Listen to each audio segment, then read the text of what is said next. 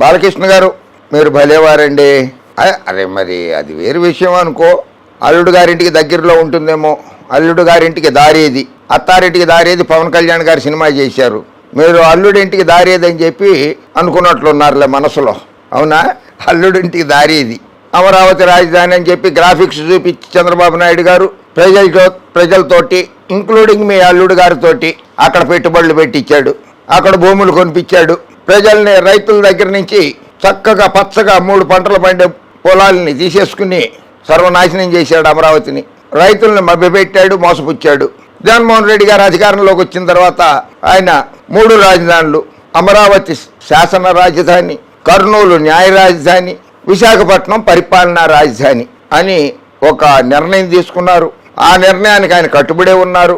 మీకు కోస్తాంధ్ర, ఉత్తరాంధ్ర, రాయలసీమ 3 ప్రాంతాలు అంటే మొత్తం ఏకంగా ఆంధ్రప్రదేశ్ అభివృద్ధి చెందడం అనేది తెలుగుదేశం పార్టీకి కానీ, నారా చంద్రబాబు నాయుడు, నారా లోకేష్ బాబు, నందమూరి బాలకృష్ణ, దగ్గుబాటి పురంధరేశ్వరి, కొణిదెల పవన్ కళ్యాణ్ మీ ఎవరికి ఇష్టం లేదు. ఆంధ్రప్రదేశ్ అభివృద్ధి చెందడం మీకు ఇష్టం లేదు. ఆంధ్రప్రదేశ్ ప్రజలు ఆర్థిక అభివృద్ధి చెందడం మీకు ఇష్టం లేదు. పేద బడుగు బలహీన దళిత మైనారిటీ, ముస్లిం మైనారిటీ, క్రిస్టియన్స్, బ్రాహ్మణ, వైశ్య, కాపు, కమ్మ, రెడ్డి, బలిజ, వెలమ, క్షత్రియ ఒకటేంటి అన్ని కులాల వారికి కూడా కార్పొరేషన్లు పెట్టి వాళ్ళందరికీ కూడా ఆర్థిక సహాయం అందిస్తూ ఉన్నారు జగన్మోహన్ రెడ్డి. అది మీకు కళ్ళకి కనపడడం లేదు. మీ కళ్ళకి పచ్చగంతలు కట్టుకున్నారు.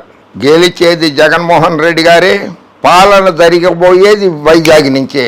సుప్రీంకోర్టు తీర్పు రావడం ఆలస్యం, సుప్రీంకోర్టు ఆదేశాలు రావడం ఆలస్యం. విశాఖపట్నం నుంచి పరిపాలన సాగిస్తారు. లావాదేవీలతో మీరు స్పష్టం చేసేశారు. విశాఖ పట్టణంని రాజధానిగా పరోక్షంగా మీరు అంగీకరించారు. అల్లుడు గారి ఇల్లు అక్కడ దగ్గరే కదా. అందుకని విశాఖపట్నంలో మీరు 10,455 గజాలు 10,455 గజాలు కొన్నారు.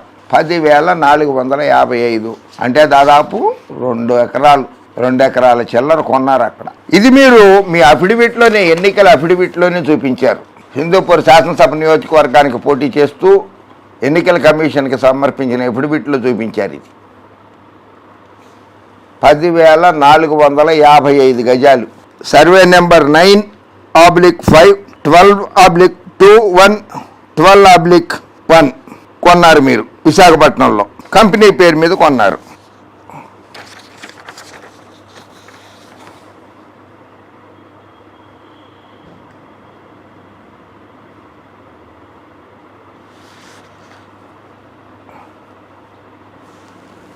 ఈ స్థలం కొనడానికి అప్పటికప్పుడే కంపెనీలు పెట్టేశారు, కొత్త కంపెనీలు సృష్టించేశారు. ఓహో, అది మీ బావగారు వియ్యంకుడు గారు అయినటువంటి చంద్రబాబు నాయుడు గారికి ఆ కంపెనీలన్నీ సూట్ కేసు కంపెనీలుగా మలుచుకోవచ్చు అని చెప్పి కంపెనీలు సృష్టించి వాటి పేరు మీద రిషికొండలో స్థలం కొన్నారా? రిషికొండ అభివృద్ధి చెందుతుంది ఒకనొక రోజు నాడు అని రిషికొండలో 1985లో విశ్వవిఖ్యాత నట సార్వభౌమ నటరత్న డాక్టర్ పద్మశ్రీ నందమూరి తారక రామారావు గారు ముఖ్యమంత్రిగా అక్కడ కార్యాలయ భవనాలకి శంకుస్థాపన చేసి ఒక భవనాన్ని కూడా నిర్మించారు. కానీ ఉత్తరాంధ్ర అంటే ఇష్టం లేదు కదా చంద్రబాబు నాయుడు గారికి. అందుకని అక్కడ డెవలప్ చేయలేదు. ఉత్తరాంధ్రను అభివృద్ధి చేయనివ్వలేదు చంద్రబాబు నాయుడు గారు. 65 కోట్లు పెట్టుకున్నారు అక్కడ బాలకృష్ణ గారు. మీరు స్థాపించిన కంపెనీల్లో అన్నిట్లలో కూడా మీరు మీ కుటుంబ సభ్యులే 100% వాటాలు కలిగి ఉన్నారు. బయట వాళ్ళు ఎవరు పెట్టుబడులు పెట్టలేదు. అమరావతిలో స్థలం కొంటే నష్టపోతామని చెప్పి అన్నారు. ఎవరో 6.5 కోట్లు పెట్టుకుంటే అది 2.5 కోట్లకు పడిపోయింది. అక్కడ స్థలం కొనటం వేస్ట్ అని చెప్పి మీరే కూడా చెప్పారు. టీడీపీ గెలుస్తుందన్న ఆశ లేదు మీకు, అది చచ్చిపోయింది. జగన్మోహన్ రెడ్డి మళ్ళీ ముఖ్యమంత్రి అవుతాడు, విశాఖను పరిపాలనా రాజధానిగా ఉంచి విశాఖపట్నం నుంచే పరిపాలన సాగిస్తాడనే గట్టి దృఢ నిశ్చయానికి వచ్చేసారు మీరు. అందుకని రిషికొండలో స్థలం కొన్నారు. ఎందుకంటే వియ్యంకుడు గారి ఇల్లు, అల్లుడు గారి ఇల్లు కూడా దగ్గరే కదా. అందుకని భలే ముందు చూపు బాగా ఉంది బాలకృష్ణ గారు మీకు. సరే, మీ ప్రచారం ఎంత మటుకు వచ్చింది బాలకృష్ణ గారు హిందూపురంలో? ఓహో, మీరు ప్రచారం చేయకపోయినా గెలుస్తారని గట్టి ధీమా ఉందా? అందుకనే పక్క నియోజకవర్గాలు, పక్క జిల్లాలకు కూడా వెళ్ళి ప్రచారం చేసి వస్తున్నారా? ఓకే, మీరు చేయొచ్చు, అది మీ వ్యక్తిగతం, అది మీ పార్టీ ఆదేశాల మేరకు కూడా మీరు చేస్తూ ఉండవచ్చు. సో పోన్లే, కనీసం అల్లుడు గారికి కోసమో, అల్లుడు గారింటికి దగ్గర అవుతుందనో, విశాఖపట్నం అభివృద్ధి చెందుతుందనో ఏదో రూపేణ అనుకుని విశాఖపట్నంలో స్థలం కొన్నారు. శభాష్, బాగుంది. ఈ ఎన్నికలైన తర్వాత మీరు పార్టీ కోసం ప్రచారం చేస్తూనే ఉంటారా?